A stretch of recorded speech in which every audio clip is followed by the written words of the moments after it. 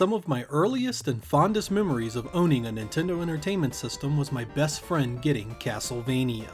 I fell in love instantly with its gothic settings, characters inspired by classic monster movies, and its unforgettable soundtrack. I borrowed it often, and could even beat it fairly easily. So when Castlevania II dropped a year later, I convinced him that he needed to get it as soon as possible. He did, and I again was able to borrow it often. This one changed things up a lot, adding the ability to freely explore the world, as well as collect items to open up new areas. It was an insanely difficult game that often left me confused as to where I should go and what I should do. I still played the hell out of it because the theme and music appealed to me so much. Around that same time, my arcade got Haunted Castle, an arcade version of the Castlevania series. It had nothing to do with the NES games in regards to design, and had Dracula showing up and kidnapping Simon Belmont's wife. This one looked wildly different from what I was used to, and oh my god was it hard as hell, but I kept at it and eventually got good enough to enjoy it.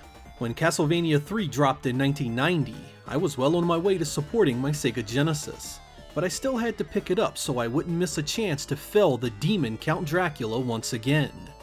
And I was really glad that I did, because it was easily the finest Castlevania adventure I had experienced up until that point.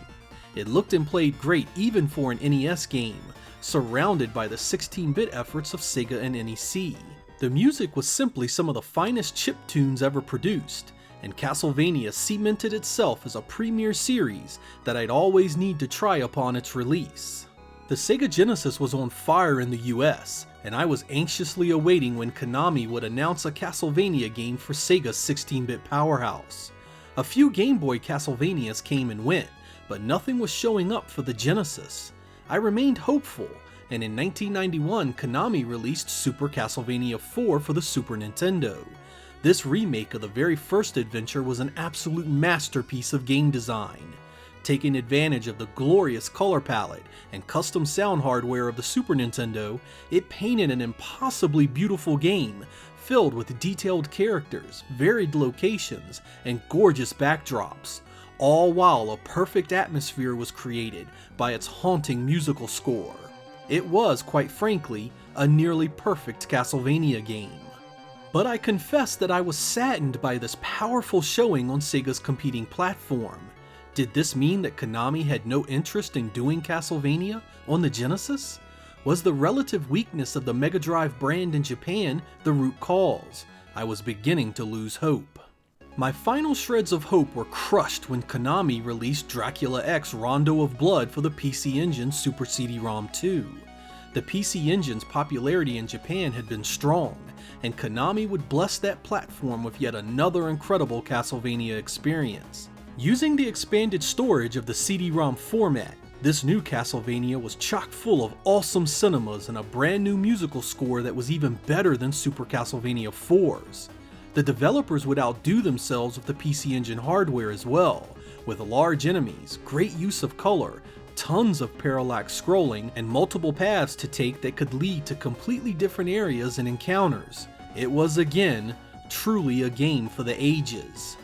Having given up on my dream of a Sega Castlevania game, Konami came out of nowhere with 1994's Castlevania Bloodlines, also called Vampire Killer in Japan, and Castlevania The New Generation in Europe.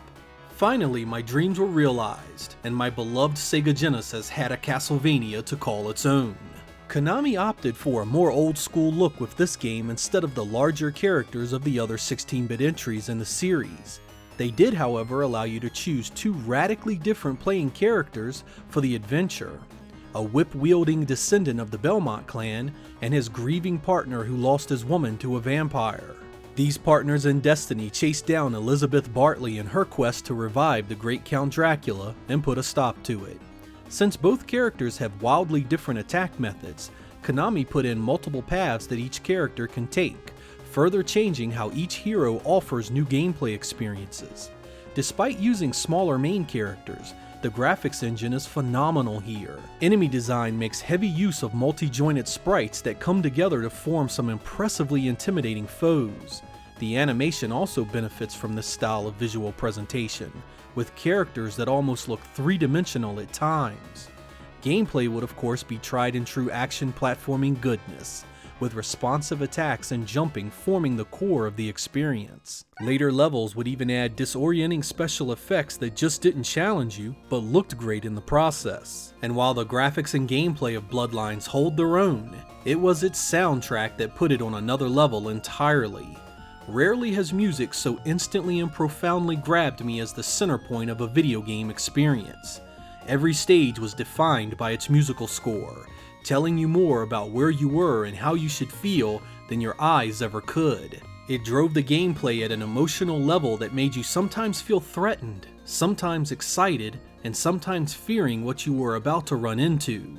The Genesis sound chip had fared poorly in the hands of Western developers and their poor use of bog-standard sound drivers, but Michiru Yamane had harnessed the Yamaha hardware like a goddess and belted out one of the best 16-bit soundtracks that generation.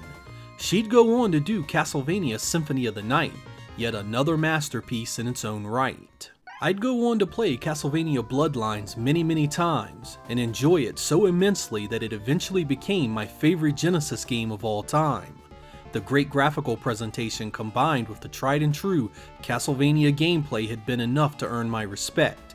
But once coupled with that unforgettable music score, it simply became an unmissable classic that deserves a place on every Sega fan's shelf. If you haven't played it, consider this a glowing recommendation from one Sega fan to another. The Castlevania franchise's strength always lied in its ties to classic monster movies, and its ability to bring it all together in one package of tight gameplay and top-shelf gothic graphical and audio presentation. Castlevania Bloodlines would remain the lone exclusive member of that franchise to see a physical release on a Sega system.